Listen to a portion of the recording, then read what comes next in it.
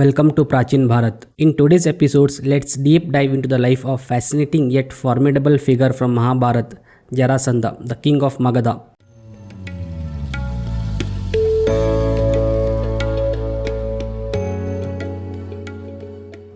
Before we delve into Jarasandha's extraordinary life, let's begin with the incredible tale of his birth, a story that combines magic, mystery, and destiny. Jarasandha is one of the prominent characters in Mahabharata. Known for his immense strength and unwavering enmity towards Yadava dynasty, his life story is unique and filled with twists of destiny, beginning with his miraculous birth and culminating in his dramatic death at the hands of Pandavas. Jarasandha's father, King Brihadartha of Magadha, was a mighty monarch but was deeply distressed due to his inability to have children. Desperate for an heir, he approached the revered sage Chandakaushika for blessings. The sage, moved by the king's plea, gave him a magical mango fruit and instructed him to share it with his queens.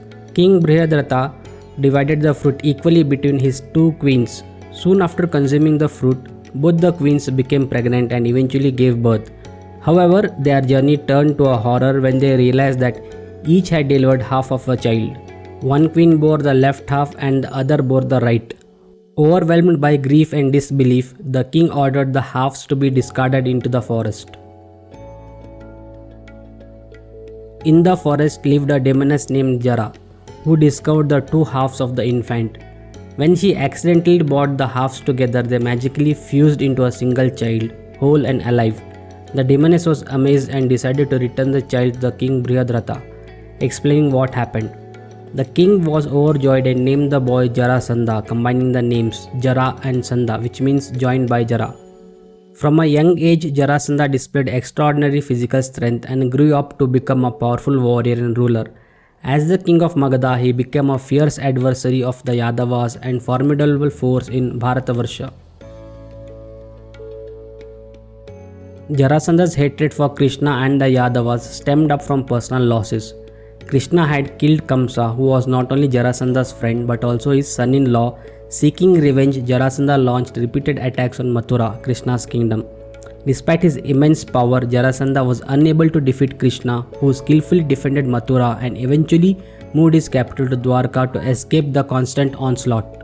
Jarasandha also gained notoriety for his cruel practice of imprisoning kings and offering them as human sacrifice to deity Rudra. He intended to sacrifice 100 kings and had already imprisoned 86 when the Pandavas decided to intervene. Jarasandha's death is one of the most significant episodes in Mahabharata. When Yudhishthira decided to perform Rajasuya Yagna, it was necessary to establish his supremacy by seeking the allegiance of all the kings or defeating them in a battle. Jarasandha, as a powerful ruler of Magadha, was a major obstacle. Krishna devised a plan to eliminate Jarasandha. He, along with Bhima and Arjuna, disguised themselves as Brahmins and visited Jarasandha's court. Once there, they revealed their true identity and intentions and challenged him to a duel. Jarasandha agreed to fight Bhima, considering him the most formidable opponent among the three.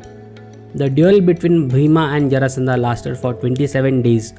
Both warriors were evenly matched, displaying incredible strength and stamina. On the 28th day, Krishna hinted to Bhima about the secret of Jarasandha's birth, that is, his body was joined together by Jara. Acting on this knowledge, Bhima tore Jarasandha's body in two parts and threw both the halves in opposite directions, ensuring they could not fuse again. Thus, Jarasandha met his end and his tyranny was brought to a close. Jarasandha's death marked a turning point in Mahabharata.